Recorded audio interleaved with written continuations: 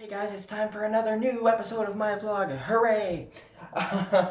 Today is another record collection episode, which I love because I spend half my day going through my record collection anyway. It's like my pride and joy. I love it so much.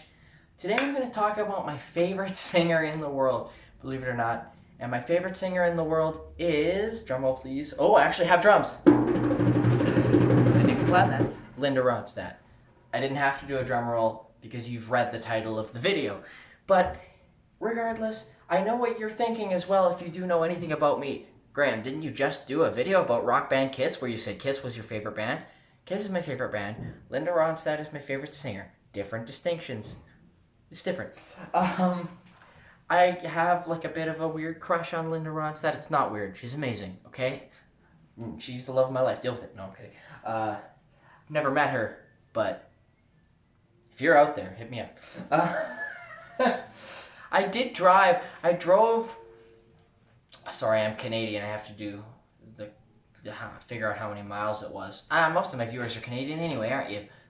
So it was like probably there's like 700 or 800 kilometers down to Portland, Oregon. I'm in the Vancouver area, just to see her do a speaking engagement. Unfortunately, she does not sing anymore. She has Parkinson's disease, which is awful, but she will still do the occasional speaking engagement, and I knew she did it. I actually considered flying to Toronto the year before because she was doing a speaking engagement in Toronto, and I just wanted to see her in the flesh.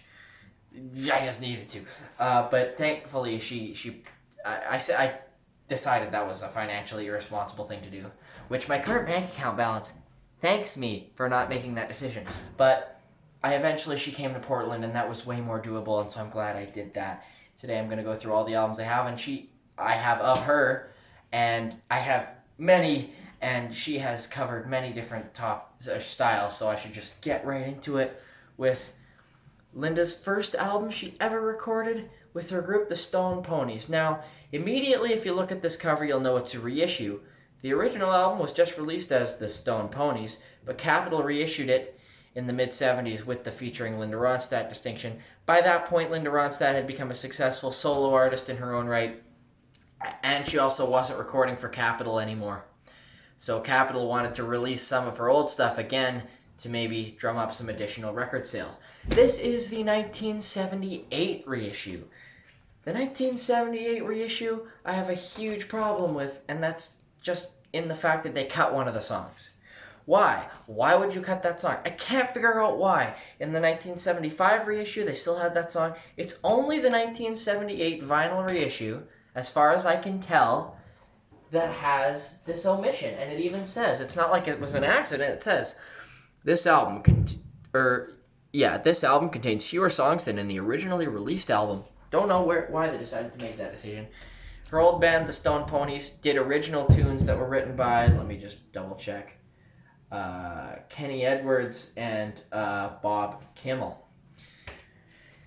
And they weren't the greatest songs, I have to say, but it's cool. This is a very folky album. That's where she got her start. The Stone Ponies released 3 albums, of which that's the only one I have, and I also don't have Linda Ronstadt's debut album, Hand Sewn Homegrown, but I do have Silk Purse from 1970. I love this front cover. She's dressed up all pretty and country-y, and then she's got pigs, and I don't get it, but it's I don't know why. There's something adorable about it. I like it. I don't know. I guess, pigs are cute. Linda Ronstadt's cute. It works. Get that in the back. This album, they still really didn't know, in my opinion, what to do with her talent and with her style at this point. She went through a lot of albums before she really hit her stride in the mid-'70s. This is one of the more country of her releases. It's the only one, I believe, that she actually recorded in Nashville. They were definitely trying to go for a country sound on that. And then she went much more just pop rock singer-songwriter-y with her next release, simply called Linda Ronstadt. This album has that nice cardstock feel to it that some albums in the 60s and 70s felt like. I really like that. But her backup band for this 1972 release was Don Henley, Glenn Frey, and and Randy Meisner. And of course Bernie Ledden. Now you'll know that they eventually, in fact later this very year, split from Linda and formed their own band, a little band called the Eagles. You may have heard of them. Linda's first album for Asylum in 1973, Asylum Records, which was started by now multi-billionaire David Geffen. I love this album art. How 70s is this? This looks like something I would see in my mom's old photo album. Just like, look at the wallpaper. I mean, wow. Looks like the stuff that, you know, those old 60s and 70s couches had that terrible, terrible floral design. That's what that looks like to me. But yeah, this was her first album for Asylum. She still had one album left on her contract with Capitol Records at the time, but her Capitol albums were selling poorly enough that Capitol didn't even care that much. They said, you can just go record for Asylum. Like, we'd have to put money into recording you anyway, and we're not even sure if your album would sell. Well, long story short, this album did sell. It had a couple of hits. It has Love Has No Pride is on this one. A re-recording of Silver Threads and Golden Needles, which had originally appeared on Hand Sewn Homegrown, having some trouble with the English language today. And of course, her cover of the Eagles. So the Eagles split from her, recorded a song, and then she covered it and made it a big hit, Desperado. This album sold fairly well, and that made Capitol mad. And they were like, wait, you still have one album to do with our contract. So they brought her back to record that last album that she was contractually obligated to record for Capitol, and came up with one of the seminal country rock albums of all time, Heart Like a Wheel. This album was a colossal success that rocketed her into becoming, I believe she's the highest paid female singer of the late 1970s. The song has perhaps her most famous rock recording, You're No Good, her version of It Doesn't Matter Anymore, Heart Like a Wheel, When Will I Be Loved, Willin', one of my favorite tracks that she ever recorded. So much good stuff on that album. So much. It's amazing. And so after this, she went back to record full-time with Asylum. That would be her last album for Capitol in her career, unless she went back in the 90s or some crazy stuff. I really only know her catalog up to the end of the 80s there. And then her return to Asylum was marked by 1975's Prisoner in Disguise. She had a long run of albums in the 70s that are just all great. Everything from her 1972 self-titled album through to the 80s is just glorious. And this is no exception. Love is a Rose is a big hit. It's worth noting that Linda Ronstadt didn't write songs. She has a co-writing credit on 2 or 3 in her career. But she pretty much takes songs that were previously recorded by other artists, often big hits, and interprets them. She's an interpreter before anything else, and one of the most successful interpreters of all time. And that's weird. As a songwriter, I have a lot of respect for people who write songs. It's interesting that my favorite singer in the world never really wrote her own stuff, but doesn't make her any worse of a singer, now does it? 1976, she put down Hasten Down the Wind. This album starts with one of my favorite cuts in her whole catalog, Lose Again, which is written by Carla Bonoff.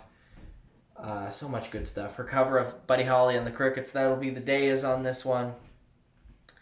And this album is also where she started doing a whole bunch of Warren Zevon tunes. Like this one has the song Hasten Down the Wind by Warren Zevon, and she had a couple of other songs on her next album that were done by him. But I'm going to take a break from her studio albums and talk about a couple of compilations I have here, including Linda Ronstadt, a retrospective. Remember when I said that she was no longer recording for Capitol, and Capitol was desperate to make more money off her newfound success? Well, this is one of those examples. This is a double album, all of material that's just from her Capitol days. This is a Capitol-issued compilation. Really cool little write-up here. I actually like this compilation. It's pretty in-depth. Like, just her career from 67 to 74, you get this many songs, with the exception of her 1973 album, Don't Cry Now, which is, of course, for Asylum. But everything else from 67 to 74 is covered in that retrospective. And then Asylum released a greatest hits compilation of their own Although they did license out some of the old Capitol tracks as well for use in this, so this is a mix of both. The only bad thing I have to say about this Greatest Hits album is that it was perhaps released too soon.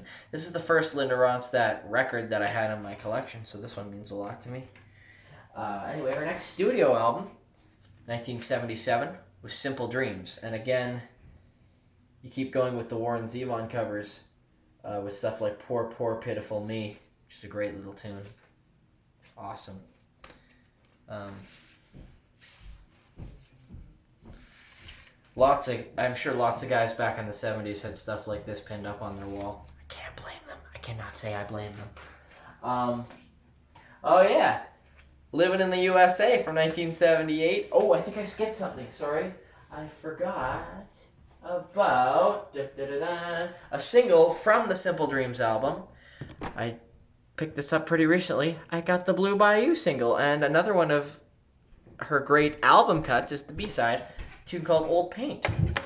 The next album from 1978, Living in the USA. The title track is, of course, a Chuck Berry cover. There she is in the back. I like the roller skates look. That's very... See, her albums, like, really invoke that certain time period, hey?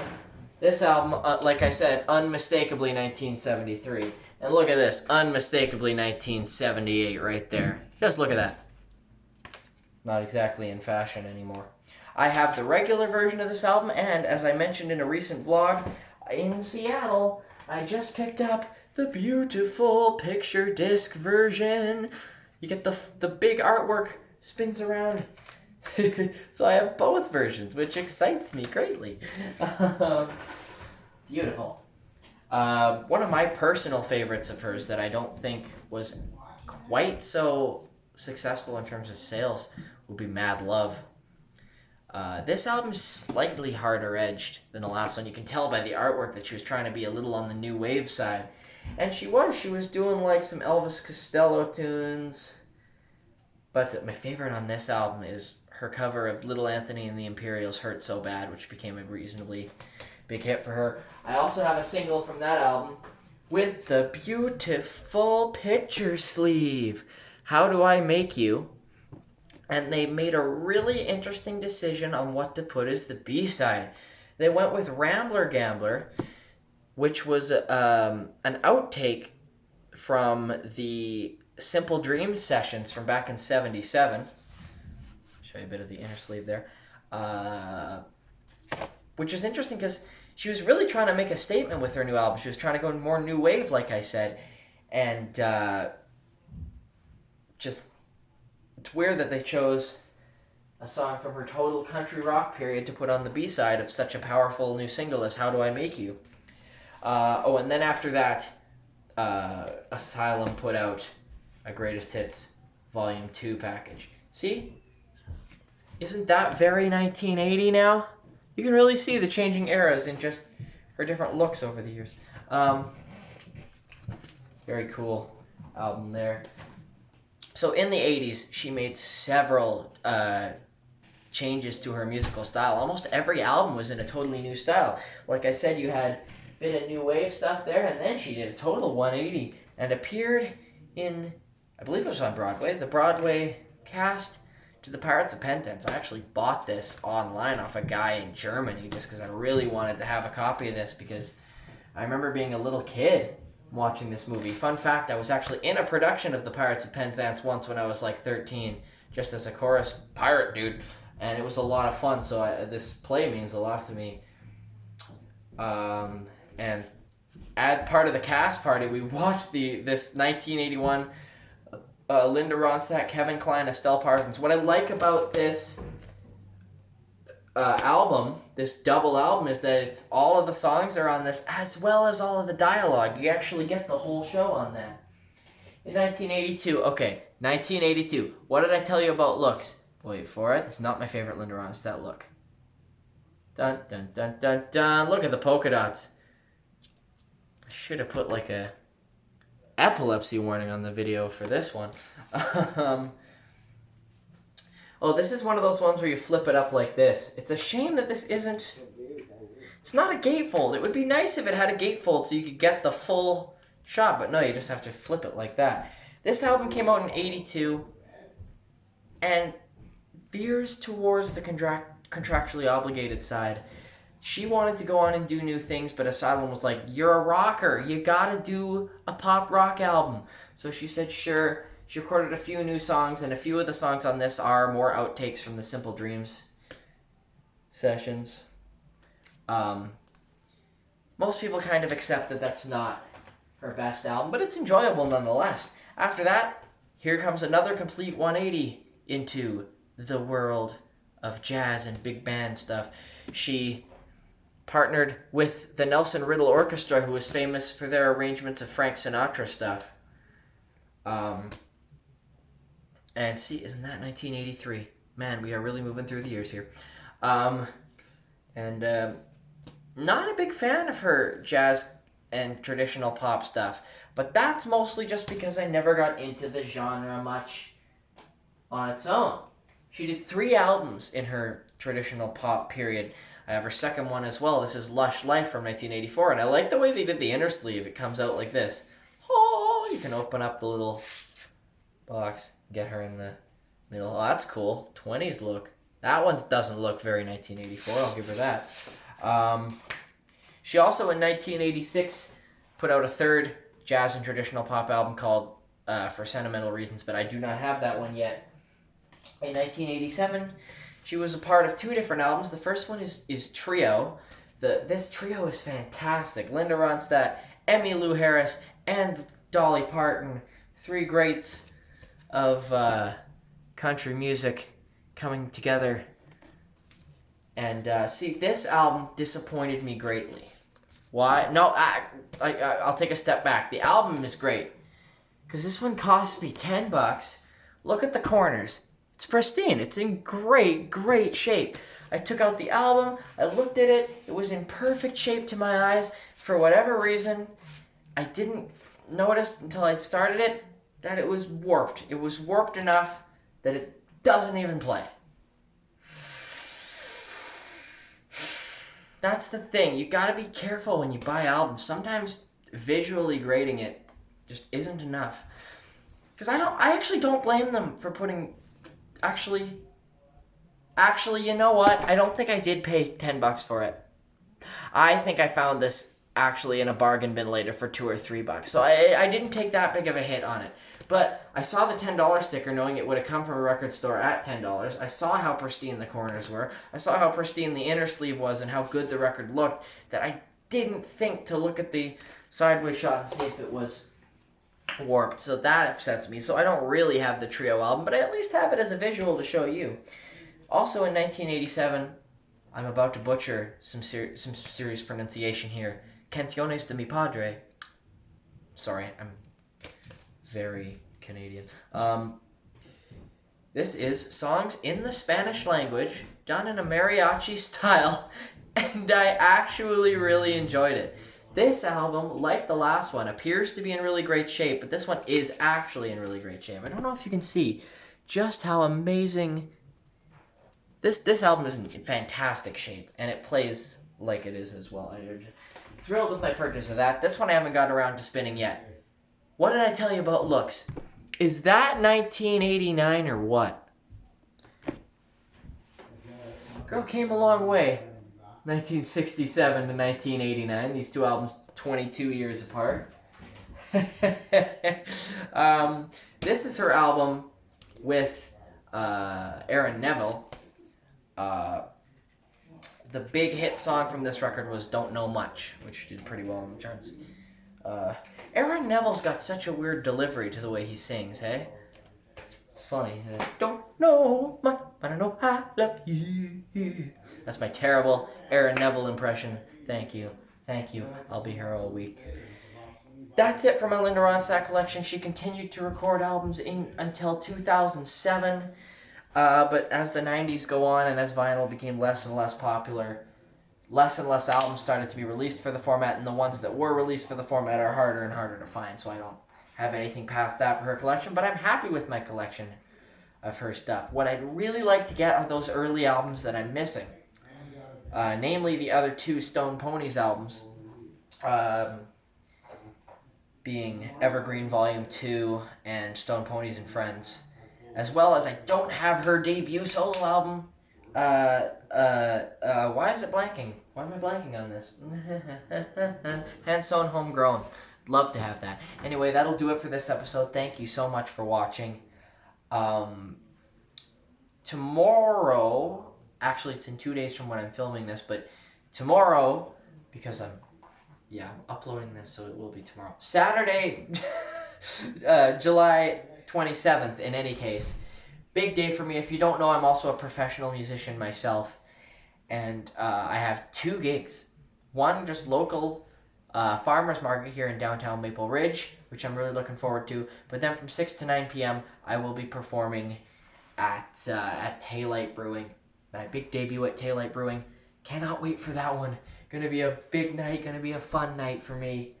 Looking forward to that, and I hope some of you might be able to make it to that one. If you can't, check my description for gigs all across this great province of BC. And spoiler alert, I expect on not moving outside of this province anytime soon, but doing some shows outside of this province before this year is up. So I'm going to constantly be adding concert dates to my tour date list, but for an accurate list of what I have going on as of right now, you can find that in the description, as well as links to find my music where it's sold or streamed online, and to my Bandcamp where you can download my new albums by donation. And any donation that I get really keeps me going just one day further. I'm a full-time professional musician, and I want to keep doing this for as long as possible, so anything I get from there really, really helps me out. Like this video if you liked what you saw today. And subscribe to this channel if you've been enjoying all of my videos, and ring the notification bell if you want to be notified every time I'll upload a new video, which will be tomorrow and every day for the foreseeable future. And yeah, that'll do it for this one. Catch you with another fun new vlog once again tomorrow. See you then.